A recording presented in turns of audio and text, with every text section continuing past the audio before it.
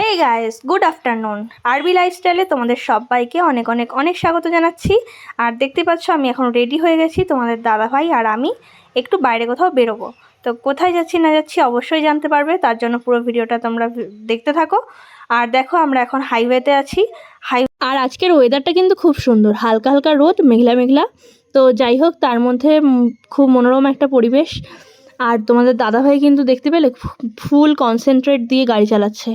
তো অনেক আমি বকবক করছিলাম, জানি না কি হয়েছে, চুপচাপ রয়েছে। তো যাই হোক, এইভাবে আমরা পৌঁছে গেলাম। তো এখন আমরা লাঞ্চ করব, তার জন্য একটা রেস্টুরেন্টে চলে এসেছি। তো লাঞ্চে কি করব ভাবতে ভাবতে নিয়ে নিলাম পরোটা আর চিকেন আমি নিলাম, আর তোমাদের দাদাভাই নিল চাউমিন। আমরা কিন্তু যে কোনো জায়গায় বাইরে কোথাও খেলে আমরা দুজনে দুরকম ডিশ অর্ডার করি।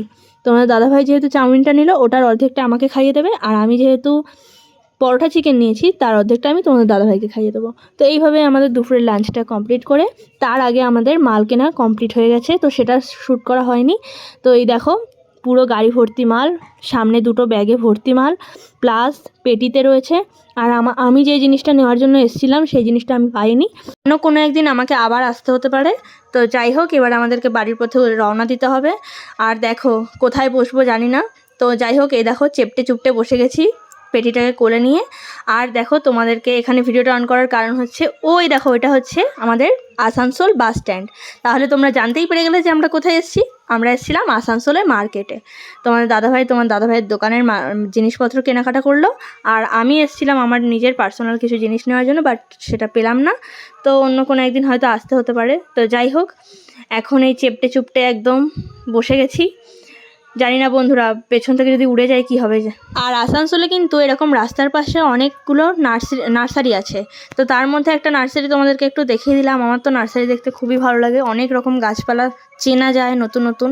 তো যাই হোক, নার্সারি দেখতে দেখতে সিগন্যাল ছেড়ে দিল, আর আমরাও রওনা দিয়ে দিলাম। আর এইখানে আমি তোমাদেরকে দেখালাম ভলভো বাস স্ট্যান্ড। ওই দেখো পেছনে একটাই বাস দাঁড়িয়ে আছে, আর ওখানে কিন্তু অনেকগুলো বাস এসে দাঁড়ায়। তো যাই হোক, আর এখন দেখতে পাচ্ছ আমি অনেক বকবক করছি। এটা কিন্তু বকবক করছি না, আমরা দুজন মিলে প্রচুর গান করছিলাম। তো আমরা এরকমই হাইওয়েতে যখন গাড়ি নিয়ে যাই, যখনই যাই না কেন, তখনই এরকম প্রচুর লেভেলের মজা করি। করতে করতে এখন আমরা পৌঁছে গেলাম একটা গাছতলা দেখে দাঁড়িয়ে গেলাম। গাছতলায় দাঁড়িয়ে দেখো তোমাদের দাদাভাই চায়ের সাথে টান নিতে গেছে, আর আমি দাঁড়িয়ে দাঁড়িয়ে ভিডিও বানাচ্ছি। তো গাইস, এই বটগাছতলাটা কতটা যে ঠান্ডা তোমাদেরকে হয়তো আমি বলে বোঝাতে পারবো না। তো সেই ঠান্ডা হাওয়া খাচ্ছিলাম, আর দাঁড়িয়ে দাঁড়িয়ে একটু কি গান করছিলাম, এখন মনে পড়ছে না কি গান করছিলাম। তো যাই হোক, তোমার দাদাভাই এসছে, মনোরম পরিবেশ, একটু দুজনে প্রচণ্ড মজা করতে করতে আসছিলাম। সেই এনজয়ের মোমেন্টটা এখনও আমার মধ্যে রয়েছে, আমার মুখ দেখেই বুঝতে পারছো। প্রচুর হাসছিলাম, প্রচুর গান করছিলাম, প্রচুর গল্প করছিলাম দুজনে। তো এইভাবেই আস্তে আস্তে বাড়ির পথে রওনা দিয়ে দিলাম আবার। আর এইখানে তোমাদেরকে দেখানোর চেষ্টা করছিলাম, ওই পাশে কিন্তু কলিয়ারি আছে।